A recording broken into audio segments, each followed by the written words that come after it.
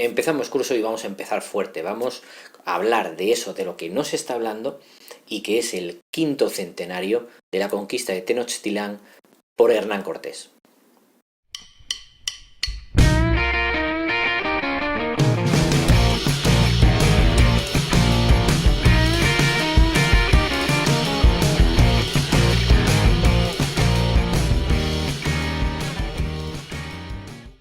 Bueno, antes de nada, si no te has suscrito, pues suscríbete, yo te lo agradezco porque creo que así vamos a aprender todos y nos vamos a ayudar entre todos. Subo vídeos prácticamente todas las semanas al canal y pues espero que te unas a esta comunidad de gente interesada en la historia. Hablen los políticos de ello o no hablen los políticos de ello, vamos nosotros a hablar de qué pasó hace 5 siglos.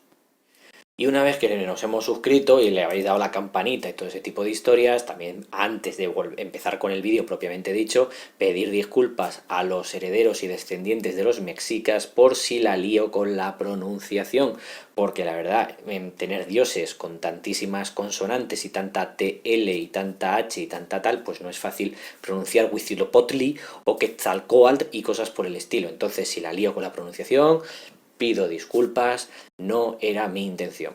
Bueno, antes de liarnos con el inicio, decir que todo lo que voy a decir en el vídeo está sacado del libro de Juan Eslava Galán, La conquista de América contada para escépticos. Así es que ya sabéis que en este canal somos bastante agnósticos y solo se permiten como religiones principales la de los Jedi y la de Juan Eslava Galán. Juan Eslava Galán es Dios y todo lo que diga nos parece guay, ¿vale? Entonces, bueno, dicho ya todo, de dónde, porque a veces me pregunta la gente en los vídeos que de dónde me documento, que dónde lo saco. Bueno, pues esto es muy fácil. Juan Eslava Galán, Conquista de América contada para escépticos. Bueno, Hernán Cortés. Como el vídeo va a ser largo, voy a intentar ir rápido. Antecedentes, no es el primero en intentar ir para allá. Ya vemos ahí 2 expediciones. En 1517 tenemos a Hernández de Córdoba, que lo va a intentar. ¿Cómo son estas expediciones? La corona nunca pierde. Ellos lo que te dan es permiso para conquistar. Y de lo que conquistes y descubras, una quinta parte es siempre para el rey. No para el reino, para el rey. Bien, entonces el rey lo que hace es concederte el permiso para ir a conquistar. Bien, digamos esos permisos los distribuye el gobernador de una zona ya conquistada, en este caso Cuba. El gobernador se llamaba Velázquez y este gobernador Velázquez le daba la autorización a capitanes o soldados o aventureros que quieren descubrir y conquistar. Y en ese permiso que le da, el que quiere descubrir lo paga normalmente todo y, claro, corre con todos los riesgos. Que se muere, el rey no ha perdido nada. Que descubre un tesoro, el rey se lleva una quinta parte de lo que se descubra. Entonces, que tengamos claro cómo funcionaba. Así es que Hernández de Córdoba lo que hace es pedir permiso al gobernador Velázquez de Cuba para irse a ver qué hay en la costa de Mesoamérica. El gobernador, que sería el delegado del rey de Castilla, pues le da ese permiso y Hernández de Córdoba paga 3 naves y a unas 110 personas, soldados, para ir a investigar. Bien, salen de Cuba, lo más cercano siempre es la zona de la península de Yucatán, iré poniendo mapas para que nos ubiquemos. Y me voy a poner para un lado para que los mapas luego me queden más o menos bien ubicados.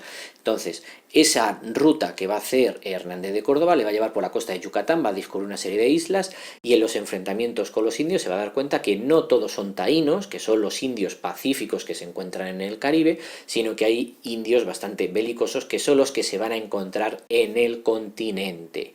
De hecho, en esta expedición de Hernández de Córdoba, que básicamente es de exploración, no tuvo mucha suerte este pobre hombre, pierde la mitad de sus hombres. Acaba llegando a Florida y de Florida a Cuba con una expedición realmente lamentable y bastante fracaso. Bien, al año siguiente, por cierto que las expediciones suelen empezar en el mes de febrero. El mes de febrero, esta de Hernández de Córdoba en febrero y veremos que la de Cortés también empezará en febrero. Bien, al año siguiente lo intenta otro Juan de Grijalva en el año 1518. Juan de Grijalva lo que hace es ir sobre los pasos de Hernández de Córdoba. Va otra vez por la península esta de Yucatán, va visitando los mismos sitios Para que nos hagamos a la idea de la diferencia entre táctica y armamento entre unos y otros, hay un enfrentamiento con indios y dentro de los españoles se habla de unos 7 muertos y unos 60 heridos, y en cambio se habla de unos más de 200 muertos por parte de los indios, para que veamos la desproporción y luego iré entendiendo qué es lo que va a pasar con Hernán Cortés. Bien,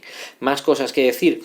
Este Juan de Grijalva llegará a una zona, digamos, de los mayas, y se llama Potonchán, y en esa zona de Potonchán hay un cacique que, como ya había conocido a Hernández de Córdoba y tal, dice, uy, esta gente empieza a venir con mucha asiduidad. ¿Qué es lo que hace uno? Quitárselos de encima, y entonces le dice a Juan de Grijalva, a ver, yo tengo 4 avalorios de oro, pero donde tienen oro es arriba, con los mexicas, los que nosotros malamente llamamos aztecas. Esto es importante. Los aztecas es un gentilicio, sería la gente que viene de Atlan, que es una especie de origen mítico de lo que luego sería el imperio mexica. Entonces es mejor llamarlos mexicas, a pesar de la dificultad de la X, que aztecas, porque aztecas es una parte o un origen. Como un ejemplo que pone Juan Eslava Galán es como si tú a los hebreos los llamas egipcios porque en algún momento de su historia los hebreos estuvieron en Egipto, ¿vale? Pues esto es algo parecido. Como los mexicas en su momento estuvieron en Atlan, pues es verdad que allí eran aztecas, pero luego ya mexicas, ¿vale? Vamos a usar la palabra mexicas en lugar de aztecas. Bien, pues Juan de Grijalva oye que en el norte hay mogollón de oro, entonces termina su travesía, vuelve a Cuba. Antes de llegar a Cuba llega a una isla cercana a lo que es la actual Veracruz, ya en la costa propiamente mexicana, y van a encontrar restos contundentes de sacrificios humanos, de cuerpos desmembrados y sangre encima de templos, una especie de pirámides escalonadas. A esta isla, que no tenía nombre, con lo que encuentran, pues le van a llamar la isla de los sacrificios. ¿De acuerdo? 1518 y regresamos a Cuba. Vámonos con Cortés.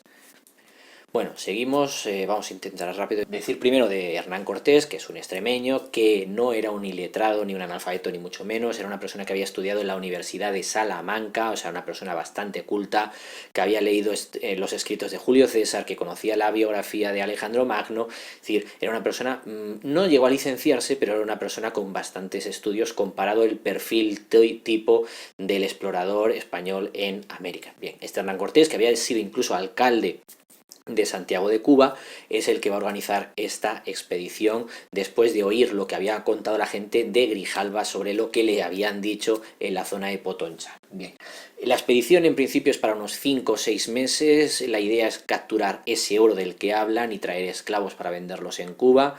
Más cosas. Cortés está muy implicado en la expedición, paga 7 de las 10 naves, al final van a salir 11, pero bueno, 7 las paga Hernán Cortés, con lo cual está muy implicado en que tenga éxito esa expedición, es todo su dinero lo que va involucrado. Y en cuanto a qué gente lleva Hernán Cortés, estamos hablando de 580 peones, 110 marineros, unos 200 auxiliares entre indios y esclavos negros para aportar y llevar el cargamento, 32 ballesteros, 32 caballos y 13 arcabuceros, que aunque se llamen arcabuceros, el arma realmente que utilizaban era la escopeta. Lo siento por los encantados del mundo armamentístico si no he utilizado el nombre técnico y tal, pero se llama escopeta, ¿vale? Aunque les llamemos arcabuceros. Los arcabuceros realmente van a entrar más tarde, lo que usan en este momento eran escopetas. Bien, para mis amiguitos que se molestaron mucho porque al Mauser le llamé escopeta en lugar de fusil, crimen de lesa humanidad. Bien, y 14 piezas de artillería entre falconetes y culebrinas, 14 piezas de artillería. Con eso se va a hacer una expedición como la de Grijalva. Recordad que la de Grijalva era de 240, primero había ido Hernández de Córdoba con 110, luego Grijalva con 240, y ya estamos viendo que Hernán Cortés va con algo mucho más potente. El recorrido es exactamente el mismo, seguimos saliendo en el mes de febrero, en este caso ya año de 1519, y seguimos yéndonos a la zona de la península del Yucatán, porque es lo que tengo más cercano para ir aprovisionando agua, para ir aprovisionando comida, e ir viendo un poco y consolidando esa zona. En esa zona, en una de las ocasiones, ven que se les acerca un indio ahí, pero que tiene barbas, que eso es lo que le llama la atención, porque los mesoamericanos no tenían barba, y este tenía barba, y les habla en español y les habla de la Virgen María. Y dice, ¿y esto? Pues resulta que era Fray Jerónimo de Aguilar, que era un superviviente de un naufragio de la expedición de Valdivia del año de 1511. O sea, en plan película, este hombre llevaba, pues si estamos en el 19, llevaba 8 años abandonado, rollo Robinson Crusoe, superviviente de esa expedición de Valdivia y conviviendo con los indios. Les viene de perlas a Hernán Cortés porque ya tienes un intérprete, ya tienes un traductor. Tienes un traductor que más no te va a engañar, porque muchas veces los españoles usaban indios capturados que les enseñaban el español para que les pudiera servir de intérprete, pero bueno, siempre tienes que fiarte de qué es lo que les está diciendo. Hombre, si consigues a un español fraile que te sirva de intérprete, pues te fías más de que va a traducir correctamente lo que te interesa. Bien, él les va a hablar de que él no fue el único superviviente, que hay otro que se llama Gonzalo Guerrero, bastante conocido. Si sois seguidores o habéis sido seguidores de la serie El Ministerio del Tiempo, tiene un capítulo exclusivo Gonzalo Guerrero. Era otro de esos supervivientes que había caído en una zona, también toda esta zona de Yucatán es zona de los mayas, y que se había casado con la hija de uno de los grandes caciques de la zona y estaba encantado de ser maya. Le ofrecen venirse con ellos, oye, vente con nosotros, que Cortés tiene buenas ideas y tal, y Gonzalo Guerrero dice que no, y seguirá con los mayas y morirá en 1536 luchando contra españoles que iban a conquistar a los mayas. Siguiendo con los mayas, pues igual la imagen más internacional que tengamos, o la más fácil o más accesible, si habéis visto la película de Apocalipto de Mel Gibson, que es de principios del 2006 creo que es, a ver, es una película que tiene cosas en el sentido de que mezcla cosas de mexicas con mayas y cosas del siglo XIV con el siglo VII, pero en general nos podemos hacer a la idea de cómo era esa cultura, porque ellos también hacían sacrificios humanos y compartían dioses con los mexicas. Entonces era muy, muy parecida a la sociedad maya. Lo que pasa en la sociedad maya es anterior a los mexicas. La sociedad maya, su gran esplendor es en torno al siglo 7-8 de nuestra era.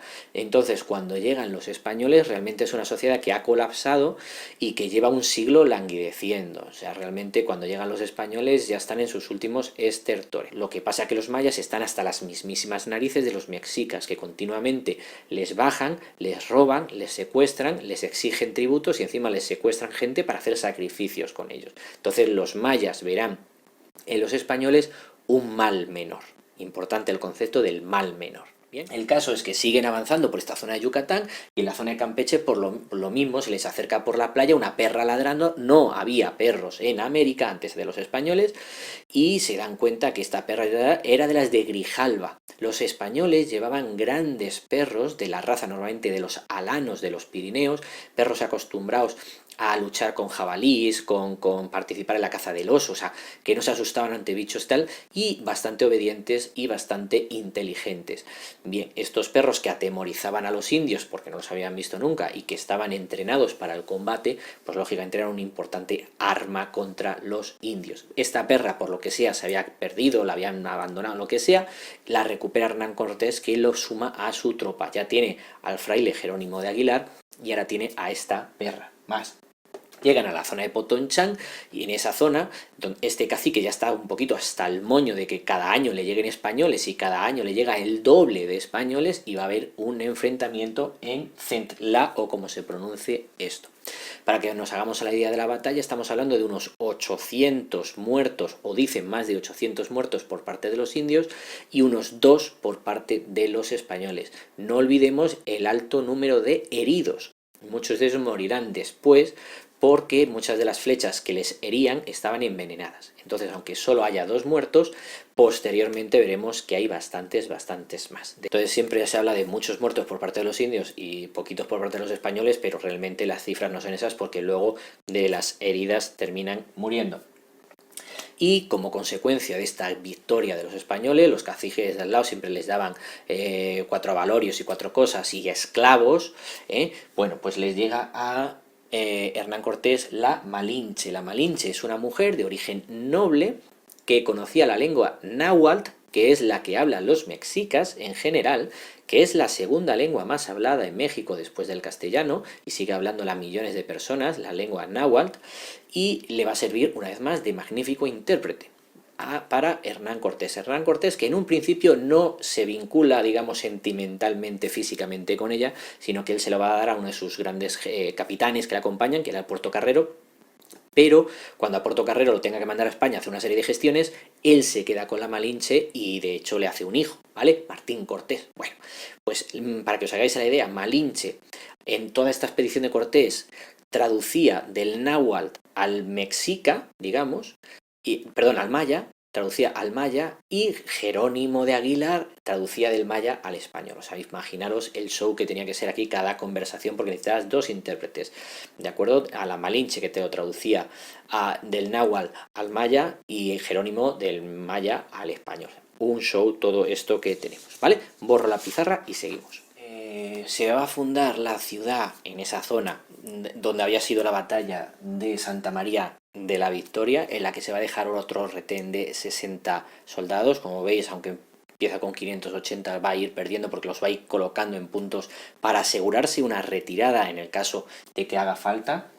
El 22 de abril están en San Juan de Ulúa, donde fundan este municipio, y lo primero que hacen es construir un cementerio donde enterrar a 38 soldados, que son de los heridos de la batalla de Zendla, que había sido el mes anterior, y que un mes después han ido muriendo de esas heridas, o ya estaban igual débiles, y pues las fiebres y todo lo que están sufriendo allí en América pues les va a provocar la muerte. Por eso os decía que no solo eran 2 muertos, hay que sumarle estos 38 heridos que terminan muriendo, por lo tanto serían 40 muertos en esa batalla de Zendla. El caso es que estando ya en esa zona, los mexicas siguen oyendo hablar de los españoles y que se les siguen aproximando, y entonces mandan a caciques de la zona sometidos a ellos para, oye, ir a hablar con ellos a ver qué quieren. ¿Por qué? Porque a todo esto los mexicas están convencidos por leyendas que tienen de que su dios Quetzalcóatl les iba a mandar sus hijos. Es decir, el dios Quetzalcóatl había estado con ellos, no sé qué, les había dado, digamos, una industria, les había dado un conocimiento, y luego se enfada con los mexicas y se va, prometiendo que volverían sus hijos a castigarlos, que volvería gente desde Oriente con barbas, y subidos en animales muy agresivos. Cuando los mexicas, primero los mayas y luego las tribus sometidas por los mexicas, van viendo a estos españoles pálidos, con barbas, que vienen de Oriente, en una especie de palacios flotantes, y que se suben en una especie de ciervos, que hace unos ruidos muy raros y que es súper veloz y te captura siempre, y que vienen con una cosa que hace wow, y que también, no sé, pues dicen, son los hijos de Quetzalcóatl. De hecho, lo que hace el emperador de los mexicas, Moctezuma, es enviar gente para comprobar si son los hijos de Quetzalcóatl. Estos prometidos por la leyenda y por los augures de sus sacerdotes. Así es que les tienen bastante miedo. De hecho, piensan que los caballos son carnívoros y que les pueden comer y cosas por el estilo. Les tienen mucho miedo a los caballos porque nunca han visto un caballo. Bien. De esas conversaciones, para llevarse bien con ellos, le regalan a Hernán Cortés un disco de oro enorme, inmenso, que Hernán Cortés mandó para la península ibérica, junto con Portocarrero y otro capitán, para hablar bien de él en la corte. Estamos hablando de un disco de oro de 17 kilos de oro. 17 kilos de oro macizo, y casi 2 metros de diámetro, o sea, una cosa salvaje, y que se mandó a la corte, y ese es el momento en el que se le dice a Portocarrero, bueno, pues ya que te vas tú, me quedo yo con la Malinche, no se vaya a quedar sola, pobrecita ella, pobrecita. Bien. Los mexicas, pues ya os digo, es esa cultura que se va a encontrar Cortés, muy jerarquizada, muy basada en la violencia, con unos dioses tremendamente sanguinarios a los que la única manera de tenerlos contentos es hacer continuos sacrificios humanos en sus pirámides. Ya os digo, esto es lo que se ve de los mayas, que hacían lo mismo en la película Apocalipto. Subían a los capturados, y encima de una especie de altar les sujetaban las piernas y brazos para tenerlos tirantes, digamos, y con un cuchillo de obsidiana les abrían el pecho. La diferencia entre mayas y y los mexicas es donde hacen el corte, pero el resultado es el mismo, les traen el corazón palpitante y luego hacían banquetes rituales con la carne del sacrificado, o sea, imaginaros. Claro, ahora ponernos en el lugar de los españoles que llegan ahí y que ven eso, que esta gente sacrifica viva a la gente y que luego se la come. Pues claro, en una carta que le manda Hernán Cortés a Carlos describiendo lo que están viendo, dice, mira, con esta gente yo no puedo tener misericordia, con esta gente yo no puedo tener mano izquierda, es que son verdaderos, pues eso, lo que le vaya, cada uno que le ponga el epíteto que quiera ponerle por las sensibilidades que haya, ¿de acuerdo? Por cierto, que todos estos meses que no se está escribiendo nada por no herir la sensibilidad de nadie, hubo un artículo en prensa, yo no recuerdo si fue en el periódico El Mundo o en El País, que me gustó muchísimo, el titular era alabar a los aztecas, decía aztecas en el artículo, alabar a los aztecas porque construían pirámides escalonadas es como alabar a los nazis porque construían autopistas. Aunque es un ejemplo que puede ser más o menos polémico, pues puede ser más o menos interesante. La sociedad mexica era tremendamente violenta, tremendamente sanguinaria, se dedicaba continuamente a hacer racias hacia los pueblos de alrededor a los que tenía sometidos para robarle esclavos y exigirles tributos, y esos esclavos los sacrificaba y luego se los comía. Entonces, cuando llegan los españoles, toda esa población de alrededor, totonacas, los tlaxcaltecas, se van a sumar a Hernán Cortés. Al principio no muy de buen rollo, pero cuando son rápidamente derrotados por Hernán Cortés, dicen, mira, es el mal menor. Prefiero unirme a los españoles que tienen pinta de que van a derrotar a los mexicas, con lo cual podré cobrar venganza, porque se llevan generaciones comiéndose a mis parientes. Esa es la idea. Si no, es imposible entender cómo 500 colegas consiguen conquistar un imperio tan inmenso, ¿vale?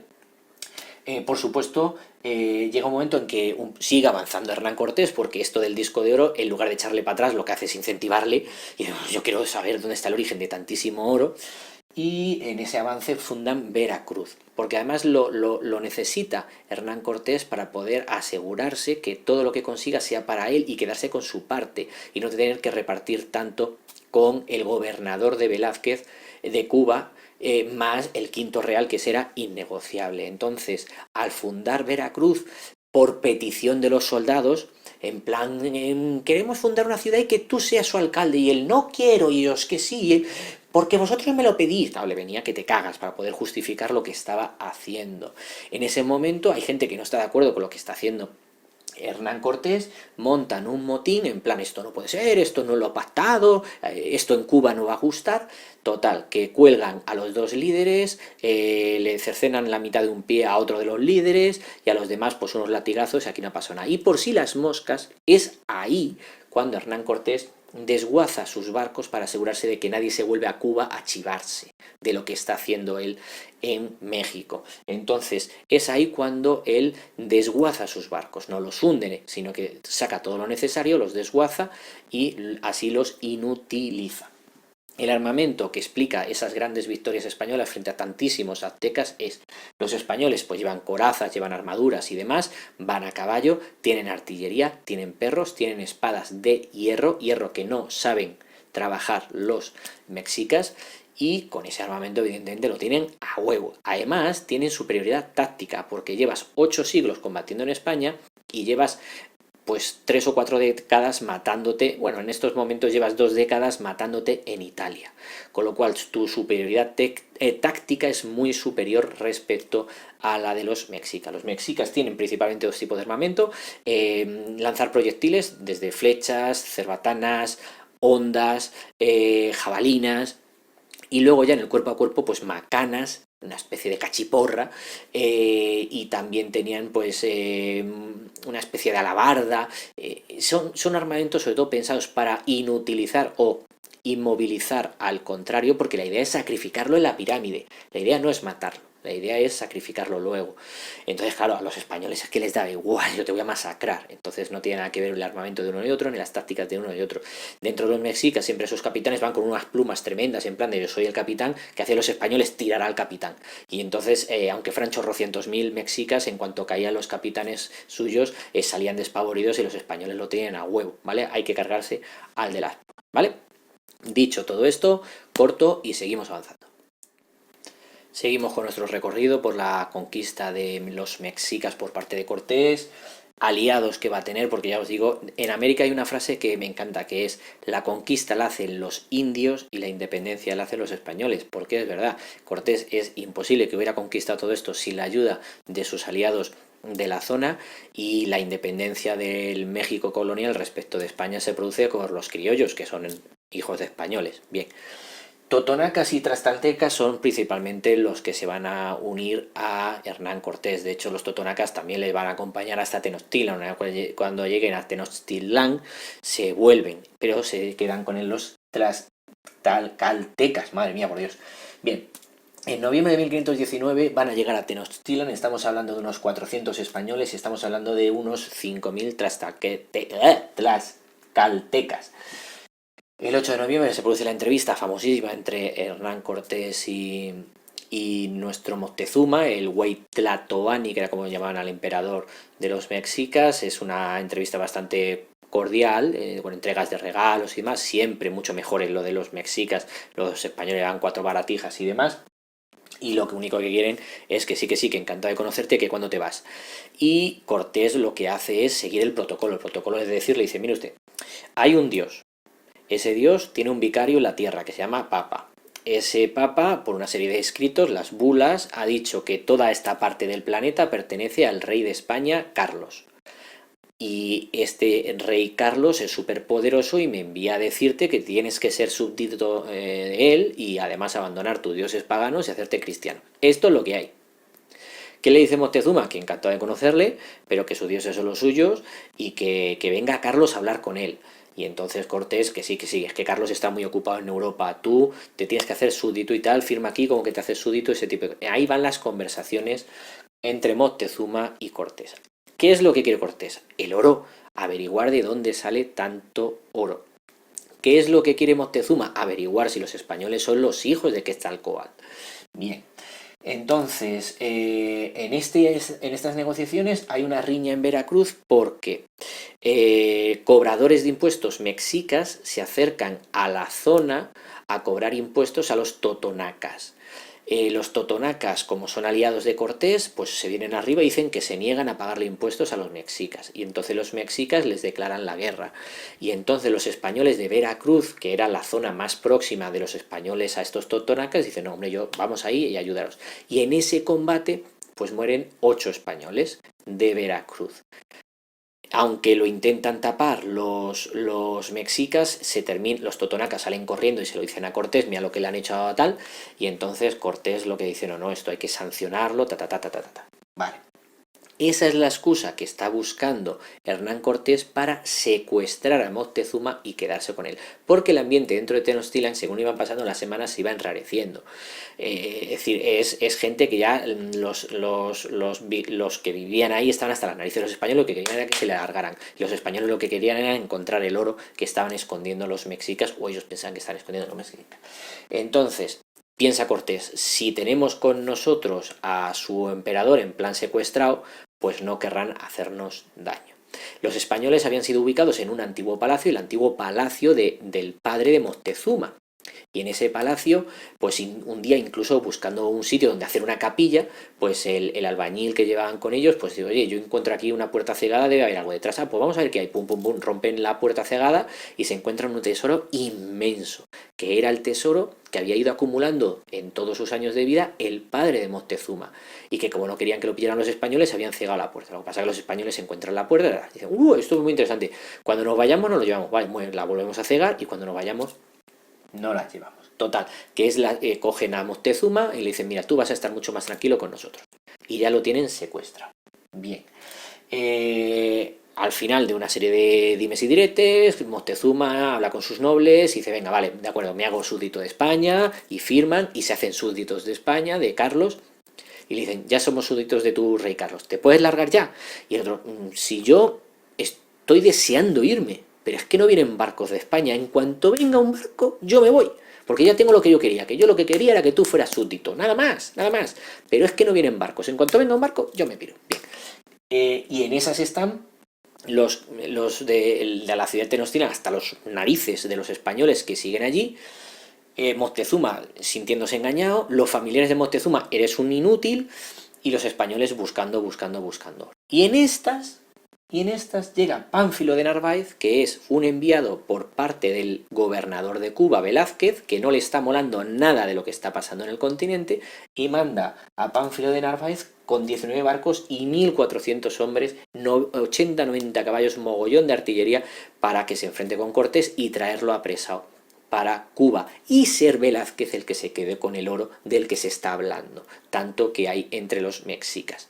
Hay un enfrentamiento, por supuesto, lo que tiene que hacer Cortés es dejar a 80 personas, 80 soldados al mando de Alvarado en Tenochtitlan, y con el resto de sus hombres, estamos hablando de unos 350 por ahí, más los tlaxcaltecas, los que la acompañan para enfrentarse con Narváez.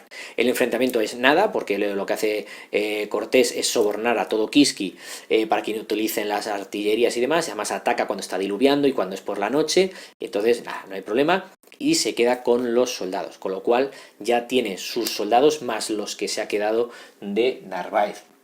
El problema es que en estas está y le dicen, oye, ha habido un problema en Tenochtitlán. ¿Qué es lo que ha pasado? Pues te cuento. Aprovechando los de allí que Cortés se ha alargado, pues le dicen a Alvarado y a sus 80 hombres, mira, hay una fiestecita aquí que estáis invitados, es la fiesta del maíz, os va a encantar, pim pam, pim pam. Total, que los espías que tenían Alvarado dicen, no, no, no, si es que el convite somos nosotros, nos van a capturar y nos van a comer a nosotros. Entonces Alvarado dice, no, no, pues se la vamos a jugar.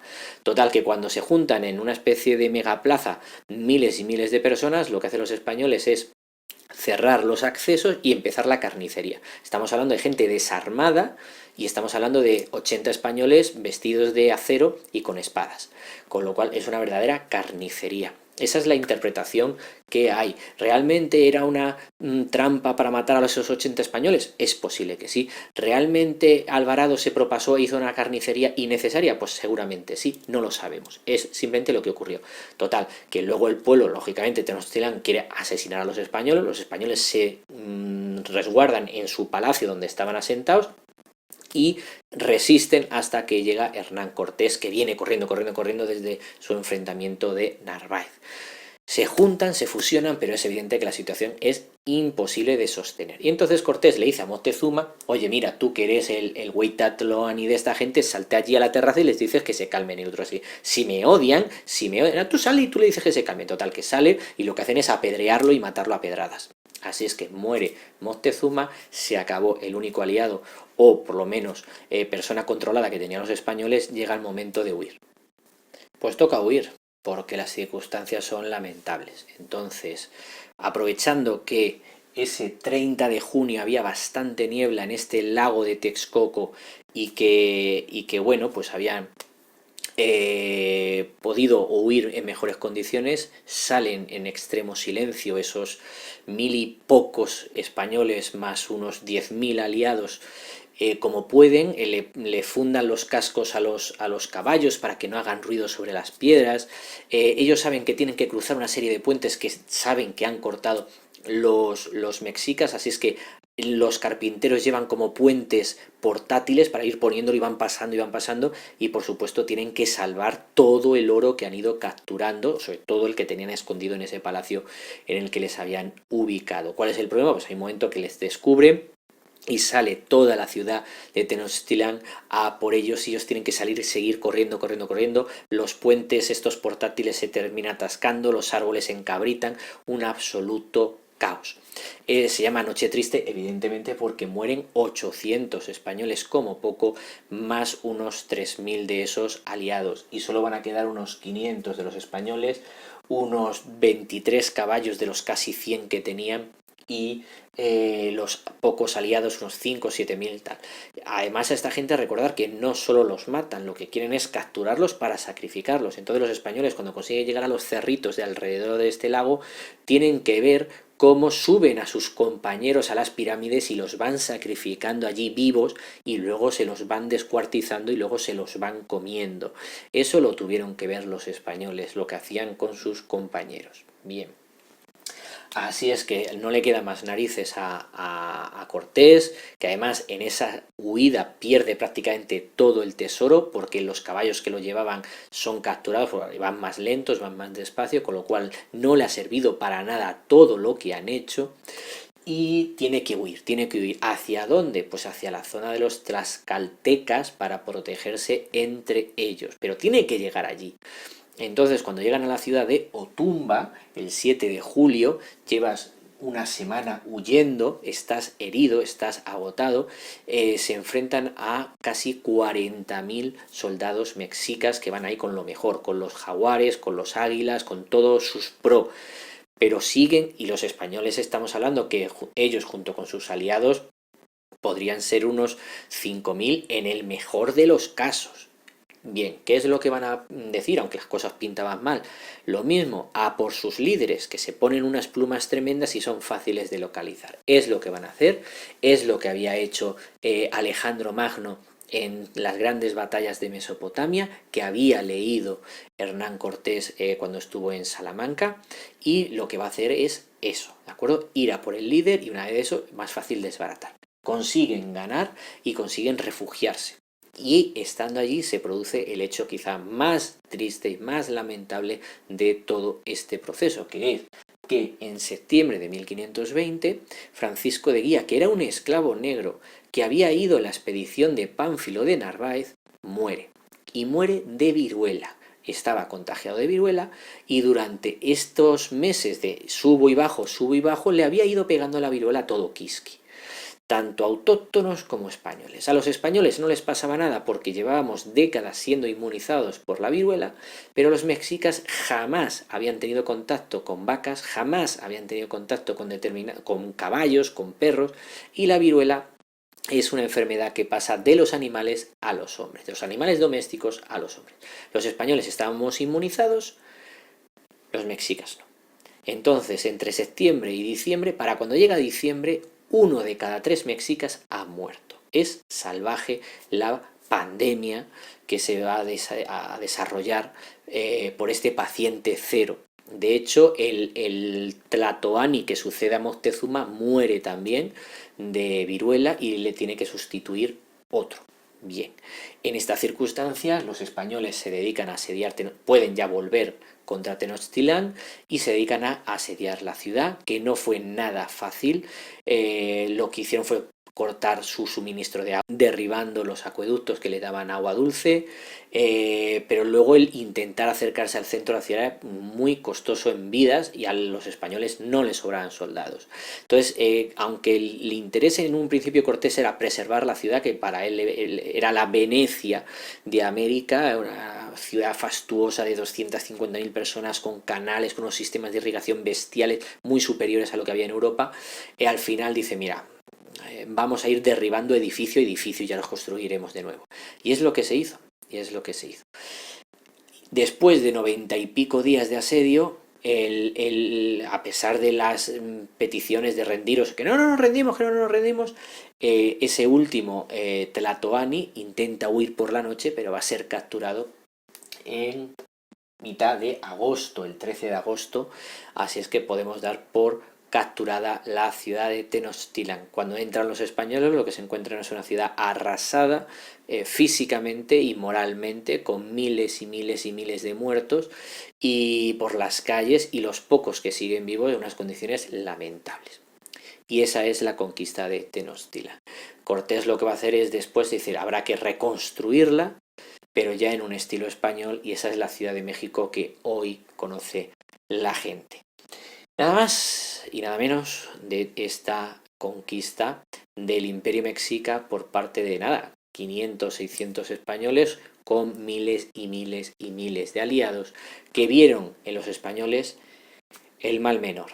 Espero que os haya gustado el vídeo, que hayáis aprendido y luego cada uno que haga sus valoraciones. Nos vemos en el próximo vídeo.